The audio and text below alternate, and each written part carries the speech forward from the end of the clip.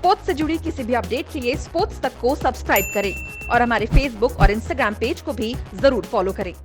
Welcome Sunil Gavaskar, Sunny Bhai, to me, and been a real privilege to have known him for close to 2 decades now, and obviously to have been inspired by him since the time I started to understand cricket. Sunny Bhai, welcome to the show. You know, when I think back 1971, 774, 154.20, it all seems a fairy tale to me. Do you sort of still pinch yourself and think that you actually did all that? 10,122, 774 and everything that you've done? Boria, thank you for firstly having me on the show and all the kind words that you have expressed over here. But honestly, I don't really reflect back on my career. You know, the past is gone. You know, it's gone. Try and learn from the past and look towards the future. But I think the best way to treat life, particularly for me at this particular stage of my life, is to live the moment, to stay in the moment, to try and do what I can best today, and not think too much about yesterday, and in fact, not even dream about tomorrow. So I think I don't really reflect back on what happened in 1971. I'm eternally grateful to God Almighty, and also, of course, the wishes and the prayers of you know, millions of Indians to have helped me in my career. And so that's it. I really don't look back on that 1971 trip, apart from the fact that when somebody mentions it to me, or like you know, then maybe you reflect a little bit, but otherwise, no. But when we talk about it, Sunny Bhai, 71, 83, 85, you've been instrumental. Did you at any point, and because you just said you want to live in the moment, did at any point you thought that Indian cricket will become like this when you were playing? I mean, 250 rupees, and then 1983, Rajbhai going in and saying hardly any money. Thereafter, Lataji doing that concert, even then hardly any money. And now, did you at any point think that you were becoming, or you were instrumental as one of the key figures to making this into this billion-dollar enterprise that it is now? Well, I mean, it's very nice of you to say that, but you know, you must remember that even before my generation, when Indian cricket first started way back in 1932, and I'm talking about international cricket, we had some absolutely fantastic players. Colonel C.K. Naidu, Lala Amarnath Ji. I mean, they were all amazing players. Amar Singh, Mohammad Nisar. They set the tone for the next generation. And then I think from the next generation, you know, there was, of course, Lalaji carried on till 1950, but there was Vinu Bhai coming in, Pankaj coming in, Vijay Merchant, Vijay Hazare, and then subsequently, you know, Vijay Manjrekar, the Paulie Umrigas, all of them kept that torch, and they, you know, handed the torch over to the next generation. And if it hadn't been for the kind of cricket that they played, and therefore sustaining the interest of the Indian cricket-loving public, I don't think, you know, Indian cricket would have reached, you know, the heights that it has today. Because every successive generation kept that interest going, and therefore the future generation could benefit from it. So yes, you know, I think you've got to really thank, you know, the 1932 teams of Colonel C.K. Naidu, Lala Amarnath, Mohammad Nisar and company for having actually, you know, dug the road. Today we might be on a highway. Today we might be on an expressway. But you know, the dirt road was first dug up by Colonel C.K. Naidu, Lalaji and company. Very rightly said, and that's how it is. The past always makes way for the present, and the present for the future. They did for you, you did for the next generation, Sachin and company, and thereafter, you know, Sachin, MS, Virat, and the torch has moved on. And that's where, you know, Sunil Gavaskar remains an inspiration. If you go and ask Sachin Tendulkar, he will say, I grew up watching and idolizing this man. And when you gave him his pads, your pads, that sort of, you know, inspired him. When you speak about MS Dhoni and the way you gave him a glorious tribute the other day when he retired, that shows Sunil Gavaskar, the man, the inspiration that I'm talking about. Sunny Bhai, I want to understand that side of the story. I mean, let's take MS. These kind of figures, I mean, when you say, and I have issues with you when you say, I want to leave this world seeing that shot. You are not leaving this world. Forget that. But when you say such things, anyone who listens feels a high. Can you tell me where does that come from, and that story for my viewers once more? Well, look, I love the game of cricket. I am what I am because of the game of cricket and because of Indian cricket. But for Indian cricket, I actually wouldn't be where I am. So, my loyalty to Indian cricket has always been there. You start off as a fan of the game, then you get the opportunity to play for the country, which is a blessing, God's blessing to be able to play for and represent your country. And then once you finish, you're trying to help the next generation as much as possible by whenever they come to you. There have been a number of times when some of the players of the next generation came across to me to talk to me about their little problems, which were really not really problems, maybe just a little doubt in their minds. And just somebody to talk about experience, talk about what had happened earlier on. You're only too happy to pass that knowledge, whatever little knowledge that you have, to the next generation, because what you want is to see the next generation do better than you did. I mean, I've always wanted that. I mean, for me, the dream was to go and smash the bowling from the first over. I wasn't able to do that, but when I see a Virender Sehwag go out and do it, the way he did it, when Sachin opened the batting, Sachin, Virender, Saurav, when they opened the batting, the way they went about it, okay, limited overs cricket, but Virender Sehwag in Test cricket as well. The way you see a Rohit Sharma open the batting in one-day cricket, the way he's opening the batting in Test cricket, smashing, from the first over. That is how I wanted to play. Circumstances and, of course, lack of confidence in my ability to do that did not allow me to do that. But when I see the next generation doing it, I'm absolutely over the moon. I love watching the next generation because there you see progress.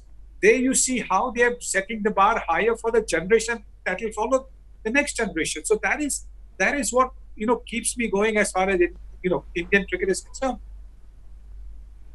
Sunny bhai, if I understood right, and I know I'm simplifying here, are you telling me that Sunil Gavaskar wanted to play like Rohit Sharma in white ball cricket? If Rohit's hearing this interview, he will fall from his chair as anyone will. Are you saying that? Because that's the biggest tribute that anyone can possibly give. Sunil Gavaskar saying, I wanted to bat like Rohit Sharma at the start of an innings. Am I getting it right? Oh, absolutely. I mean, look at the way he gets the team up to such a flying start. I mean, from the first ball, he's hitting the ball, and he's hitting it through the covers for a boundary. He doesn't really go over the top. If you have a look at Rohit's innings are very, very calculated innings. He's got such a fantastic range of shots that when he starts, he's looking to play all along the ground, trying to find the gap in the mandatory overs of field restrictions. He's trying to find the gap and score the boundaries. It's only later on in the innings, as he's got a measure of the pitch, that he's looking to play the aerial shots and hit the big shots and the sixes.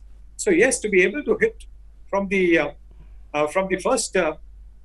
first over, it would be fantastic. And I know just to add to that, maybe you can go back and check the score sheets. The first person to hit a six for India in one-day internationals was yours truly, way back in 1974 in the first match.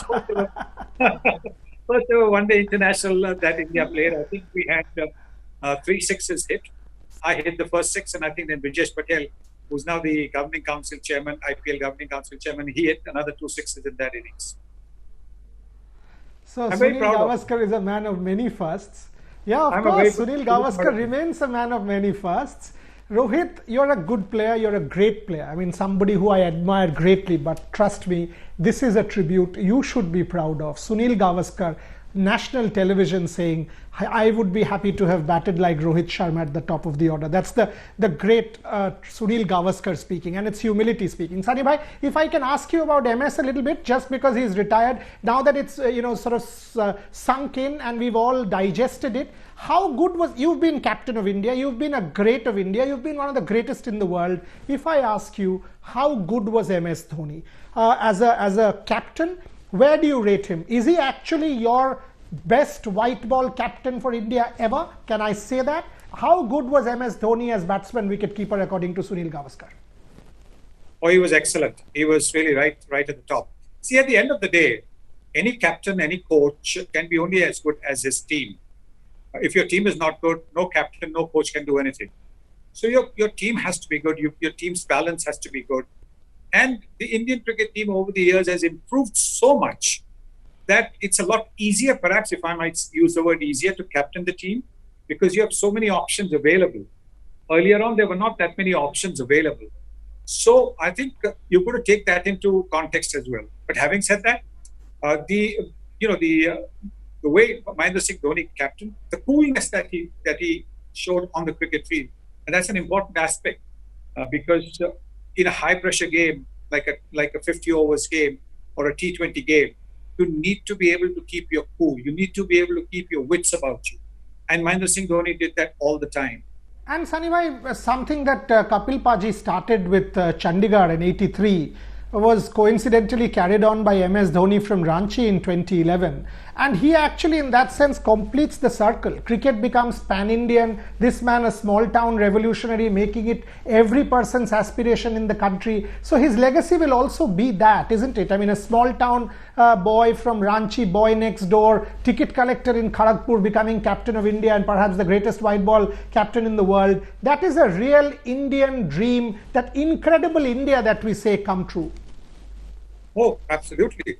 Because look, every aspiring cricketer, be it a boy or a girl, will look at that story, will look at how he grew up, the difficulties that he had to face, and then what he became eventually. And that story does not actually tell you the determination, the effort that he put in, because that is something that only he and perhaps those closest to him, those who played with him, maybe at the club level, school level, and then subsequently when he played for Bihar in the Ranji Trophy, those are the guys who might be able to actually tell that story of what he would do when he didn't score runs, or how he would think when he maybe dropped a catch, maybe didn't have a good day keeping wickets. That is the story that needs to be told. We have already seen it on the screens with that MS Dhoni, The Untold Story, and that's also a terrific film. But temperament. It's the temperament aspect that has always been, in my way, the one that separates the men from the boys. Sunny bhai, you mentioned that a captain is as good as his team, which is absolutely true.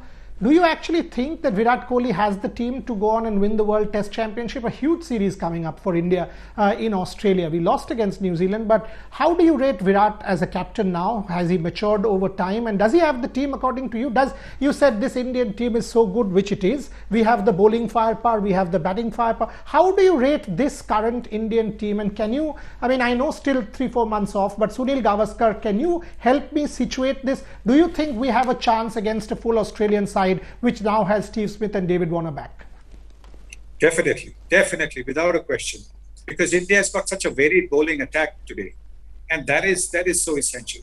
There's this saying that, if you don't take 20 wickets, you won't win a match. No, you need to score runs also.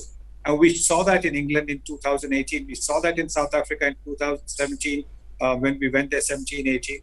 We got 20 wickets every time, but we didn't score enough runs. But now I think we've also got the batting to be able to score more runs than the Australians. Score that one run more than the Australians to win. We've got the bowling to take 20 wickets, to take 20 Australian wickets, one run less than what India has scored. I believe this team is perhaps the best ever test team in terms of balance, in terms of ability, in terms of skill, in terms of temperament that we have ever seen. I can't think of a better Indian team than this one. I think the 1986 Indian team that went to England was similarly very good in terms of the balance. Terrific new ball attack we had. We had terrific spinners. We had a good batting lineup, and this Indian team has got exactly that. Therefore, I have really no doubts that they will go on to beat Australia. All that they need, like everything else, is a good start. A good start to the series. The first test of the series becomes important. They begin well over there. I think you can be rest assured that they will win the series once again in Australia. Sunny bhai, big words there. Just to go back what you said, you are saying that according to you, this is the best Indian test cricket team of all time? That's what you're trying to say, that's what you believe in? You compare it with 86. We are talking about Saurav's team, 2002, 3, 4. We are talking about MS's team, that, Rahul's team. We are talking about a lot of very good Indian sides. But in fact, Ravi got a lot of flack when he said that this is the best Indian test cricket team. So is Sunil Gavaskar putting his stamp? Did I understand right that Virat Kohli's current side, Rohit, Virat, Cheteshwar, Ajju and the bowling attack, you actually believe this team is the best Indian test cricket team of all time? Is that right? Yes, I believe that, because it's got this fantastic bowling attack as well, and that's been the major difference between all the other sides, is that this team has the attack to win on any surface. It doesn't need help from overhead conditions. It doesn't need really help from the pitches. It's got the variety. It's got the skill to take 20 wickets in any kind of conditions. So I believe that therefore it is just that little bit better than the teams that you mentioned. Those teams, those teams were also amazing teams. But in terms of the attack, they were just that little bit short. Just that little bit short. The batting wise, you can say, yes, batting wise, the team that Virat's team and the team of the 2000s, and then our team in the 1980s, you could say batting was, pretty similar. It's the bowling where Virat's team scores, and therefore I would think that this team is, probably the best that we have seen in Indian cricket history. Sunny bhai, there is so much criticism of the IPL. I mean, and when you and I are shooting this just about 3 weeks away, we've just seen markets being defied by IPL title sponsorship, 230 crores being raked, serious money, the brand remains robust. What are your thoughts objectively? Something happens, people criticize the IPL. Oh, why is this tournament happening? This is razzmatazz and extravaganza. For me, this provides the cricketing ecosystem that solidity. The money goes not to Virat and MS and the stars, but to everybody. State Cricket Association, broadcaster, media, journalists. The whole cricketing ecosystem benefits from the IPL. Your thoughts, Sunny bhai, on the IPL? Totally agree with what you say, but where it all boils down to, where you get this, some of the odd people coming and looking for their 15 seconds or 15 minutes of fame, is the jealousy factor, the J factor, which I wrote about in a column a few days ago. They see the money. They only see the money aspect that is there in the IPL. They haven't actually thought about what the IPL does. Like you said, to the ecosystem, it's not just the players. You look at the cottage industry around it. The guys who are at the grounds, who paint people's faces with the colors of their franchises, who are making those shirts. Yes, I know they are counterfeit shirts. They're not the shirts, which the sponsors are paid lots of money to the franchise for. There are these, the vendors who have food stalls over there. There are the rickshaw drivers who take people to the ground. There are so many people whose livelihoods are because of the IPL. And the only people who will always criticize the IPL are those who do not benefit from it, who do not get anything out of it. And you can see every single time, and it's amazing that every time I've spoken about this, they say, "Oh, but you're getting something from the IPL, and that's why you're speaking." And I turn around and say, well, maybe because you're not getting anything from the IPL, you're criticizing the IPL. Oh, no. Then the argument is, oh, we know Indian cricket and we think, we are thinking of the good of Indian cricket. Oh, I see. So you're the only ones who are going to be sitting in judgment and telling us what is good for our Indian cricket? No. So this IPL thing is only because of the money that it generates that brings about this J factor, and which is the reason you see the criticism.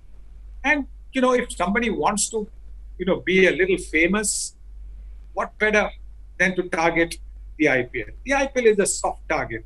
This current team, they're getting there, semi-finals, finals, not winning. What is the problem, Sunny bhai? And do you think with a World Cup next year in India, World Cup the following year in Aussie, the third year in India again in 23. Does Virat have it in him as captain to go over the line? Because we desperately need to win one world championship. Your thoughts? I agree with you. I think, a captain is actually defined by the world championships that he wins, the World Cups that he wins. You can win the Asia Cup, which is fantastic, but you also want to win World Cups because that is where your standing as a captain is actually going to be enhanced. So what I've seen is that India's top three batting lineup is such a fabulous batting lineup that often it has happened that numbers 4 and 5 at the initial stages of the World Cups haven't really got an opportunity to play a long innings, to get their eye in, to feel the ball in the middle of the bat. And suddenly, when your top three are dismissed quickly, and that can happen in the odd match. Unfortunately for India, it has happened in a knockout game where there has not been much chance of a recovery. And so that is where the numbers 4, 5 have not been able to cope with the pressure of having lost your earlier prolific batsman. So what we need to look at really is to have somebody at 4, 5, and 6 who are very, very good batsmen, who otherwise would bat at number 1 or 1, 2, or 3. But because 1, 2, and 3 are occupied, they're batting at 4. That's an important aspect. I think we made a mistake in not having a proper number 4 for the World Cup. If for 2019 World Cup, if you had a proper number 4 for the World Cup, then it might have been a completely different story. Sunny bhai, my time is running out. 1970, I mean, you've got to permit me to close with you. 1971, 1983, 1985. You've been through Indian cricket's golden period. You've commented on it since. You are the embodiment of Indian cricket. If anybody needs to be called Mr. Indian Cricket, that's you, in every possible way. If I ask you to pick your 1, 2, 3 moments and your 1, 2, 3 cricketers, don't pick yourself because you pick yourself for me. But your 1, 2, 3 moments, as Sunil Gavaskar's 1, 2, 3 moments, what will that be? And the 3 cricketers, according to you, who have forever inspired. Is it Kapil, Sachin, Dhoni, or whoever you want to call? These are the guys who, according to you, have inspired generations. What will the answers be? Well, I think in terms of 1, 2, 3 moments of Indian cricket, I think that's a little bit easier. The number 1 moment is the 1983 World Cup win. I can't think of a better moment than that in my cricketing career. Winning the World Cup. I mean, listen, the country is the best team in the world. It's a world winner. I mean, can anything be better than that? I don't think so.